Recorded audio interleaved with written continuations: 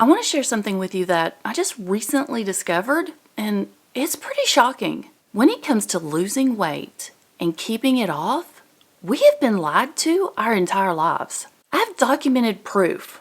We're talking statistics and studies that back up this claim. With all that information out there, what I want to know is, why are there only a handful of people talking about this? I'm going to link everything referenced down in the description box today, and I encourage you to go read it all. I want to be a little more specific about this big lie we've been told. To successfully lose weight and keep it off, we need to cut calories, eat a low-fat diet, and exercise more.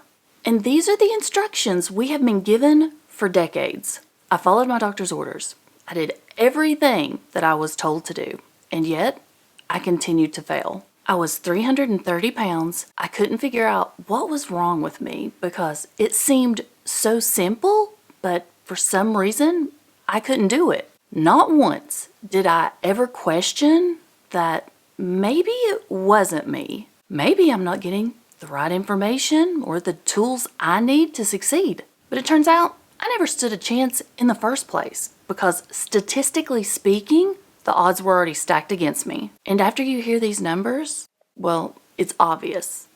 I wasn't alone. Let's break down this lie. And to do that, I gotta go all the way back to the beginning. In the 1940s, there was a study done, and it made a connection between high-fat diets and high cholesterol. After putting two and two together, the medical community started recommending low-fat diet to those that were at high risk. Fast forward to the 1960s when a low-fat lifestyle was being promoted to an entire nation as the healthiest way to eat. In my opinion, the 1970s, that's when it sort of took a bad turn. The year?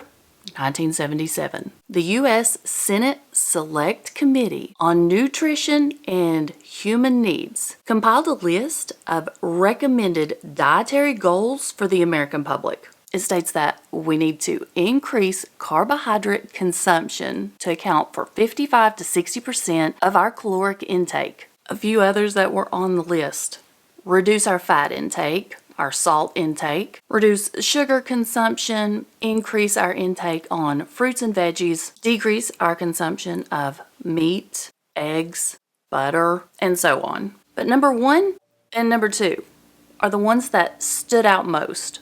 Increase our carb consumption, decrease our fat. I'm going to give this committee the benefit of the doubt in that these recommendations were supposed to help the American public. But it is a well-documented fact that since the 1970s, the obesity rate in the United States has more than doubled. That cannot be a coincidence.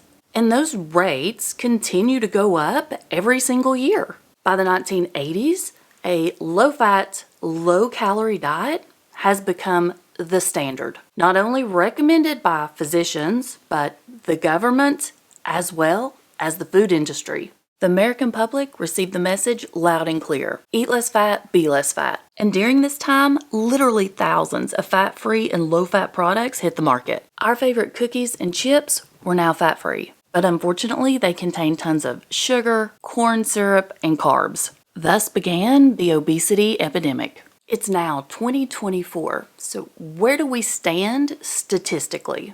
And the most recent data released show that approximately 75% of the American adult population are either overweight or obese. U.S. obesity rates have tripled since the 1960s. Just on the little bit of information we went over, it's easy to draw a conclusion that low-calorie, low-fat diets don't work. Because if they did, the obesity rate would be going down, not up. Here's the sad truth.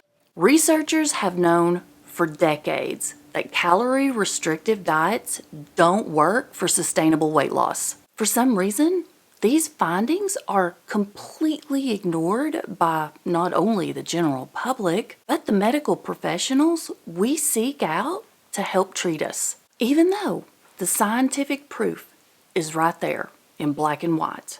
Long-term, cutting calories doesn't work for weight loss. The research shows that when we consume fewer calories, we end up burning fewer calories. So our bodies adapt to the lower caloric intake. I'm not a physician, I'm not a medical professional, but I can read. And the evidence to support this is out there. Unfortunately, you just have to search for it.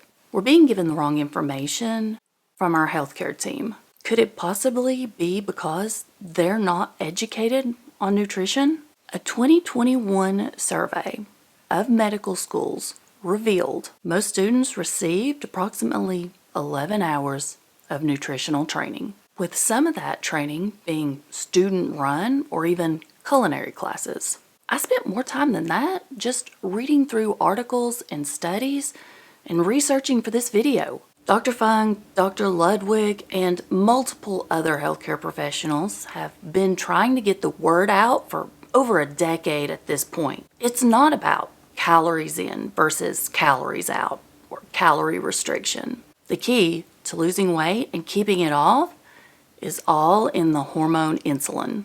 And there are multiple lifestyles out there that will help us control our blood sugar spikes. Low carb, keto, intermittent fasting. We have options. I've been sharing my low carb weight loss journey for 5 years. And in my videos, I always talk about you have to find what works best for you. I've mentioned more times than I can possibly count the fact that I am so thankful that I finally found this low carb lifestyle that's helped me take off the weight and finally keep it off. What I didn't know these past 5 years was by doing a low carb lifestyle, I was controlling my blood sugar spikes, which means I was controlling the insulin hormone in my body, and I was able to burn fat. And no one on my healthcare team ever mentioned anything about this. It was always cut your calories, eat less fat, and exercise more. And it turns out I had to do the exact opposite to finally be successful. It has been proven that the information we're given to lose weight just doesn't work. More people need to be talking about this. Spread the word.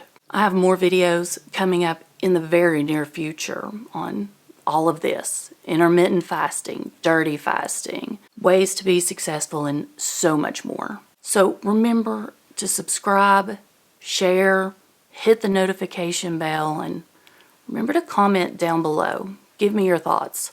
Go to the description box and check out all of those links. Go read up. Remember to do your research. I want you to know you're not alone.